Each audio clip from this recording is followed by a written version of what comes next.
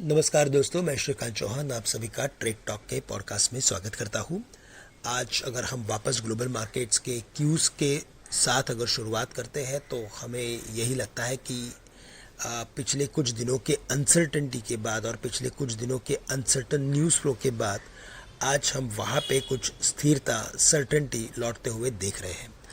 उसका सबसे बड़ा रीज़न ये है कि जो बैंक ऑफ जापान ने एक स्टेटमेंट जारी किया है और उन्होंने ये कहा है कि अभी वहाँ पे जो रेट हाइक करने की जो एक स्पेसिफिक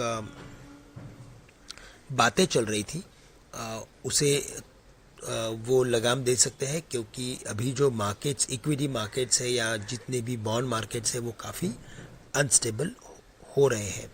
तो इसी वजह से जब तक यहाँ पे स्टेबिलिटी नहीं लौटती तब तक बैंक ऑफ जापान अपने इंटरेस्ट रेट्स को बढ़ाने की कोशिश नहीं करेगा। और इसी वजह से हमने एशियन मार्केट्स में अच्छी खासी तेज़ी देखी है। कई सारे इंडाइसेस में भारी भरकम गेन्स हमें नज़र आ रहे हैं। यूएस स्टॉक फ्यूचर्स भी पॉजिटिवली ट्रेड कर रहे हैं और गिफ्ट निफ्टी भी नियरली 200 पॉइंट ऊपर आ चुका है। करेंसी में जो एक स्ट्रेंथ आया था, यानी कि जो जापान के करेंसी में जो एक अनयूजुअल स्ट्रेंथ बना हुआ था, 143 144 के करीब ही आ चुका था, वहाँ पे वापस से एक बार एक वीकनेस बना हुआ है और ये करेंसी 147 148 के रेंज में आ चुकी है। तो इसी वजह से हमें लगता है कि मार्केट्स थोड़े स्टेबल हो रहे हैं और हमें कुछ दिन और यहाँ पे रिबाउंड या पुल बैक की रैली देखने मिल सकती है। इंडियन मार्केट्स की बात करें तो यहाँ पे भी हम हायर ओपनिंग देखेंगे और हायर ओपनिंग के बाद हम 24,400 के लेवल्स के करीब मार्केट में कुछ मुनाफा वसूली देख सकते हैं। हमारी स्ट्रैटेजी हमारे लॉन्ग पोजीशंस को कम करने की होनी चाहिए। 24,300 से लेकर 400 के रेंज में कुछ लॉन्ग की पोजीशंस कम की जा सकती है। और यहाँ पे अगर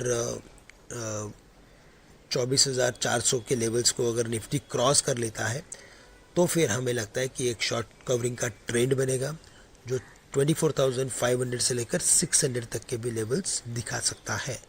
बैंक निफ्टी में भी हमने कई दिनों से काफ़ी अच्छा करेक्शन देखा। इनफैक्ट एक लोअर टॉप लोअर बॉटम की सीरीज़ बैंक निफ्टी ने इस्टेब्लिश की थी और मल्टीपल लाइक सेल ऑफ के बाद ये अभी ऑलमोस्ट अपने ओवरसोल्ड लो लेवल्स पे आ चुका है।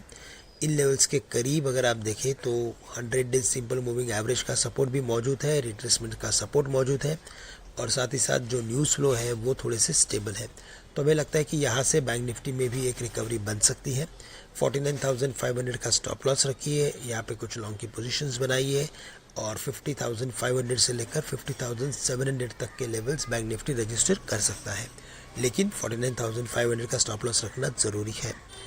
और निफ्टी में 23,900 के नीचे हमें और भी दिक्कतें नज़र आती है। तब तक हमें लगता है कि निफ्टी में भी हम ग्रेजुअल रिकवरी देख सकते हैं। और Nifty metal index, Nifty IT index में हम कुछ सिलेक्ट स्टॉक्स में तेज़ी देख सकते हैं। यहाँ पे टाटा स्टील के साथ साथ इन्फोसिस और टीसीएस पे नज़र रखी जा सकती है। तो दोस्तों आज के लिए बस इतना ही। आप सभी से मैं आज के लिए विदा लेता हूँ। धन्यवाद।